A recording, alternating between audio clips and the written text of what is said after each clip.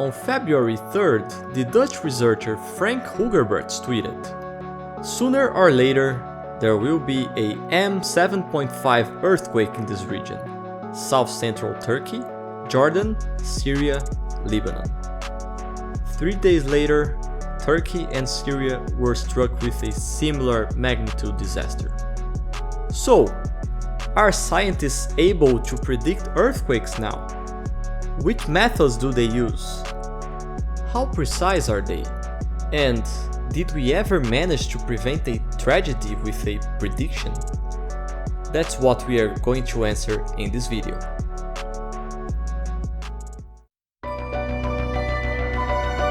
Earthquake prediction has been a topic of interest for centuries. However, early predictions were often based on superstition and unreliable methods. It wasn't until the early 20th century that scientists began to use more scientific methods to predict earthquakes. One of the earliest attempts at earthquake prediction dates back to 373 BC, when the philosopher Anaxagoras of Clazomenae predicted an earthquake in Athens. He based his prediction on the behavior of animals and the observation of changes in the groundwater levels. While the prediction was accurate, it was more of a lucky guess than a scientific forecast. In the early 20th century, seismology emerged as a science, and scientists began to use seismometers to detect and measure earthquakes. Seismologists also began to notice patterns in earthquake occurrence and to study relationship between earthquakes and faults. In 1927, the first earthquake warning system was developed in Japan. The system was based on the detection of P waves, which are faster moving seismic waves that arrive before the more destructive S waves. The warning system allowed for the evacuation of people and the shutdown of critical infrastructure before the arrival of S waves.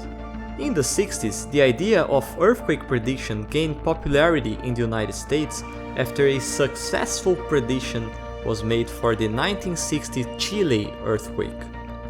Scientists had noticed an increase in foreshocks in the months leading up to the earthquake and were able to issue a warning several days before the main earthquake struck.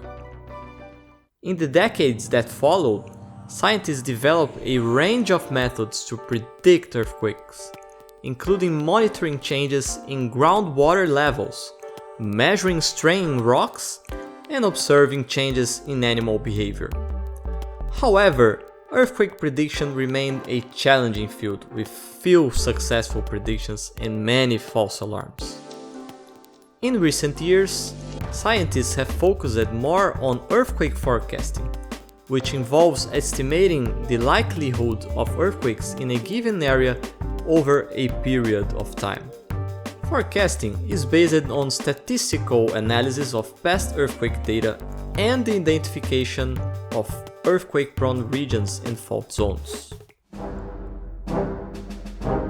There are several methods used to forecast earthquakes, but none of them can predict the exact time, location, and magnitude of an earthquake. However, some methods can give us clues and warnings about the possibility of an earthquake.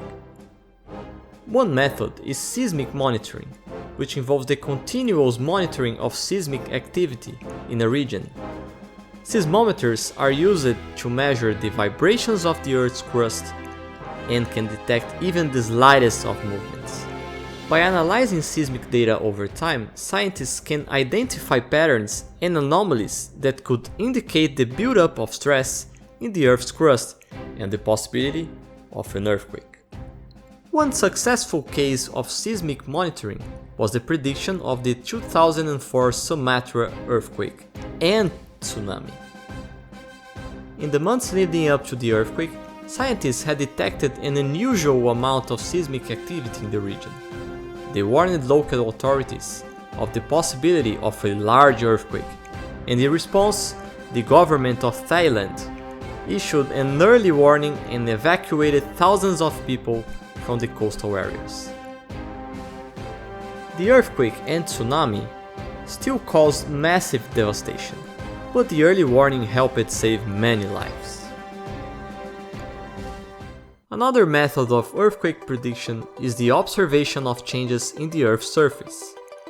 This method involves monitoring changes in the Earth's crust, such as ground formation, changes in water levels, and the releases of gases.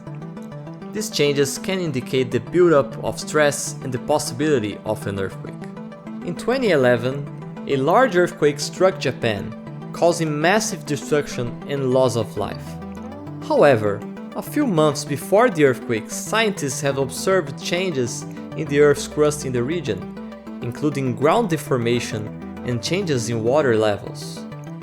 The government issued early warnings and evacuated thousands of people from the affected areas. The early warning system helped save many lives, and the observations made before the earthquake helped scientists better understand the mechanics of earthquake generation. A third method of earthquake forecasting is animal behavior. Scientists have observed that certain animals exhibit strange behavior before an earthquake, such as birds flying in unusual patterns, dogs howling, and fish jumping out of the water. While the exact reason for this behavior is unknown, it could be due to the animal's sensitivity to changes in the Earth's magnetic field or the release of gases from the Earth's crust.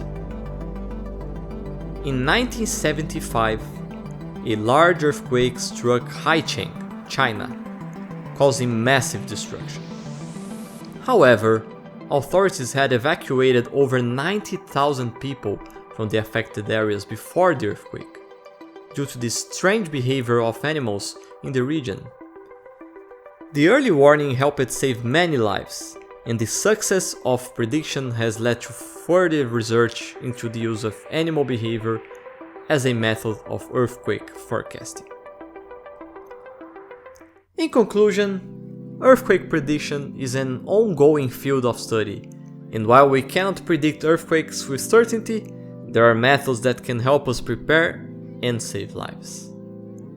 Seismic monitoring, changes in the Earth's surface, and animal behavior are just some of the methods used to predict earthquakes, and successful cases have shown that these methods can be effective.